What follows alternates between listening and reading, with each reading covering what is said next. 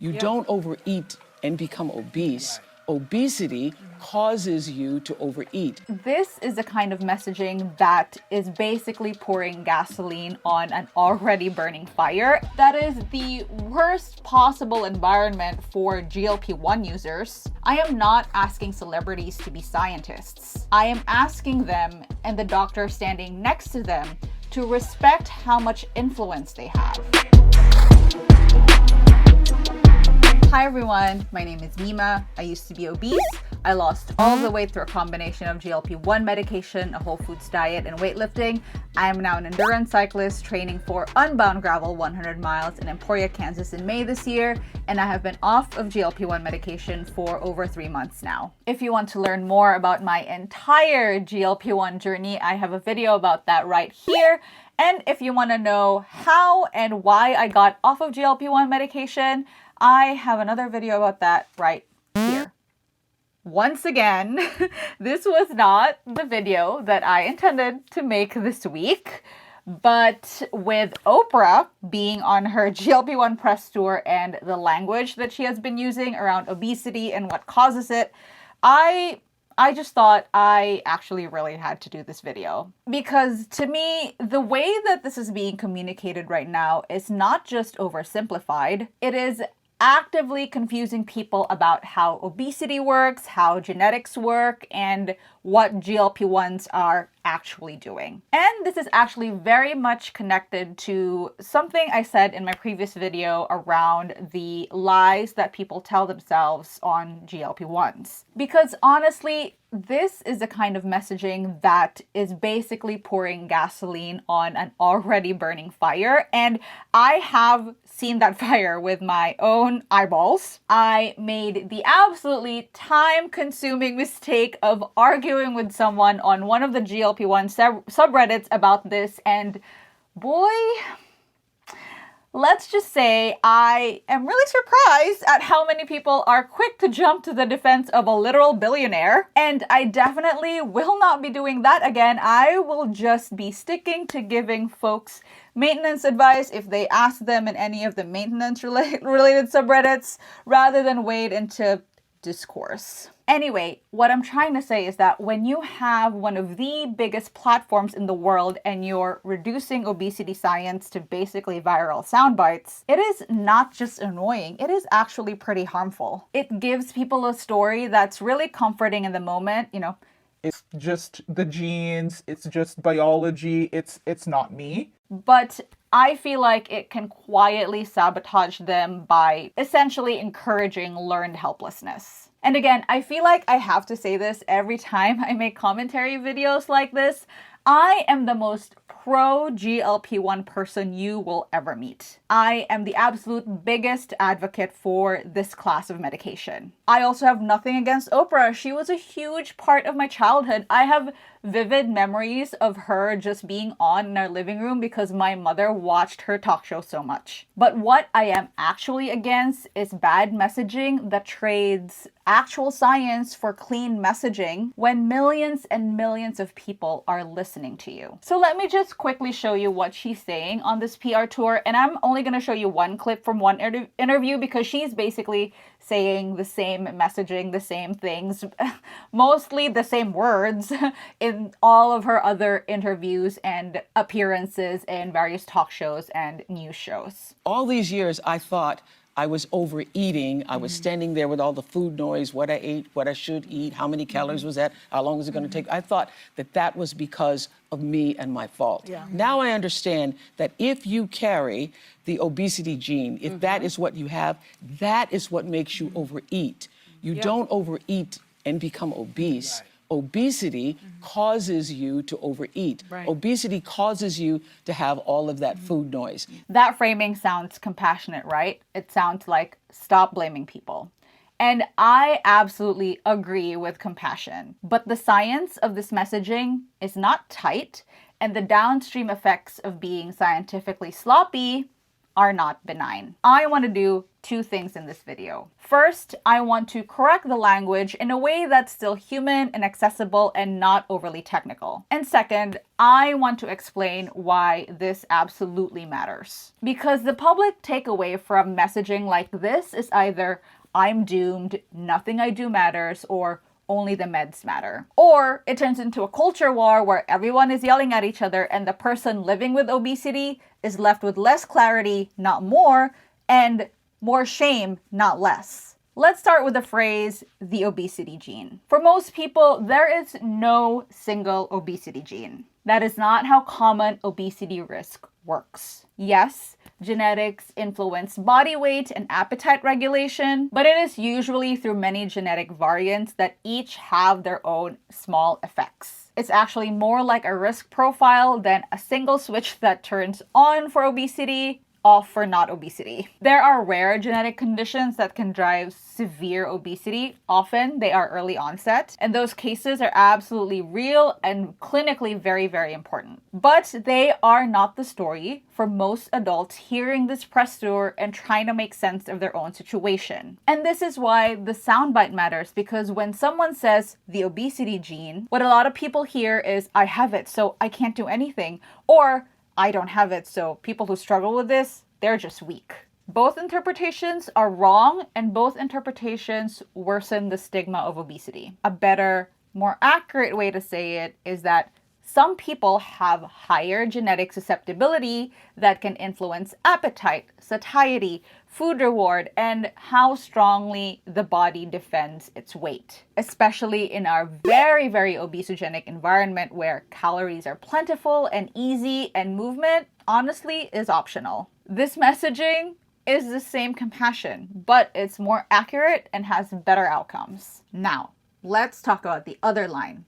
You don't overeat and become obese. Obesity causes you to overeat. And here's what I think Oprah is trying to communicate and what is actually legitimate in obesity science. Your body has very, very powerful biological systems that regulate appetite, hunger, and satiety. When your body weight rises, especially after weight loss, your physiology can push hunger up, increase food preoccupation, and reduce your satiety. The body then can defend that weight. And maintenance can feel hard for exactly that reason. That part is very true in spirit. But turning that into a blanket statement that overeating doesn't cause obesity, that is rhetorically clean, but scientifically very messy. Because in real life, it is not one direction, it is a feedback loop. Biology influences hunger and satiety. The environment makes overeating very easy. Your behavior responds to both. Weight changes, the body adapts. Hunger signals change, and the loop continues. So I don't want people hearing that line and thinking, oh, so behavior never plays a role, or my environment doesn't matter, or nothing I do matters unless I'm medicated. That is not how evidence-based obesity care works. GLP-1s are an incredible tool because they can make this feedback loop less punishing by reducing appetite and improving your satiety, but they are not magic and they are not the only variable in this equation. People deserve to understand what's happening without the science being flattened into a slogan. And I already know the pushback. This PR tour is aimed at the general public, not to scientists or people in the academic sphere. I agree, you don't need to speak in journal language for the public, but there is a huge difference between simplifying and changing the claim. Genetics can increase susceptibility. That is simplification. The obesity gene implies a single on and off switch. Biology can increase hunger and reduce satiety. That is simplification. You don't overeat and become obese flips a complex loop into a one-way slogan. You can absolutely do early stage stigma reducing messaging without being scientifically sloppy. Accessibility is not a license for distortion. Another response I've seen is, the book is nuanced. The book says obesity has multiple causes. What part of the book gave you the impression that people are powerless? again, we are talking about the PR tour here, not what the book says in fine print. Do I believe the book itself is more nuanced? So far it is. I have it right here, and I'm a third of the way through. I do have a few problems with what I've read so far. So let me know in the comment section down below if you want me to talk about this book in a separate video. But here's the thing, most everyday people are not reading this book cover to cover. They are consuming 20 to 67 clips, headlines, and comment sections. That clip level messaging is what shapes public understanding. So that's where this impression of loss of agency comes from. Not because the book literally says you have no agency, but because the clip level messaging gets interpreted as it's biology, I can't do anything, or only the meds matter. And in GLP-1 spaces, you see exactly what that does. People start rationalizing not building the habits and the systems and the structure that make their results on GLP-1 medications more durable, especially if they ever come off the meds or their appetites rebound or life stressors hit you like a 10-ton brick. And here's another consequence that people don't talk about enough. Sloppy soundbites invite ridicule. When you reduce a complex condition to a single slogan, you hand critics the easiest straw man imaginable. The public hears, I can't help it, it's my genes, or nothing I do matters, only the medication. And then the backlash is immediate. See, they just want excuses. You'll see this right now in the comment section of the clips of this PR tour. The stigma machine, it spins right back up. It polarizes everything into two dumb extremes, that willpower fixes everything versus agency doesn't exist. That is the worst possible environment for GLP-1 users, because instead of the public hearing biology matters and the treatment is valid and you still build habits and skills, they instead hear a soundbite that's very, very easy to mock. Better public messaging would reduce moralizing by being precise. Yes, biology is real and treatment is valid. And yes, lasting outcomes still require behavior, structure, and an environment that you can sustain. And here's the part that's honestly making me a little sad. Oprah is not doing this tour alone. She's on this press run along with her co-author, Dr. Anya Jastreboff. I hope I'm saying that right. Dr. Anya is a Yale endocrinologist and an obesity specialist. She is a serious clinician scientist, and I am absolutely not questioning her credentials, which is exactly why I'm disappointed that the public-facing languages is being allowed to stay this loose. Because when you are positioned as the medical authority in the room, your job is to keep the public takeaways accurate. And more importantly, this isn't the language that she uses in a teaching context. In her lectures, and I will link one for you in the description box down below, this is the one that I listened to right before I started taking GLP-1 medication. Her framing, her language is more careful, more precise, more clearly multifactorial, more clearly about a feedback loop, and more clearly not about one gene. So that precision exists. It's not just what's going viral on this tour. And I do understand. I understand the argument that Oprah is trying to normalize the conversation. She's trying to reduce stigma. She's trying to help people see that obesity is a real medical issue. And that is great. I absolutely agree with that goal. But at the end of the day, Oprah is getting what she wants. Engagement, but engagement at the cost of clear public education that actually helps with destigmatization. I'm so surprised I got that without twisting my tongue.